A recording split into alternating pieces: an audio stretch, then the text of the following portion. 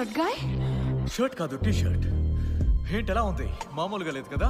ఇవాళ నువ్వు చాలా అందంగా ఉన్నావు. వావ్, ఇల్లు అదిరిపోయింది. నీదా?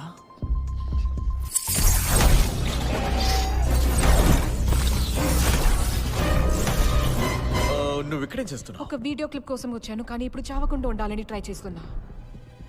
నువ్వు ఎవరితో మాట్లాడుతున్నావు? అదే ఆ ఎంపీసీ ప్లేయర్ ఉన్నాడుగా.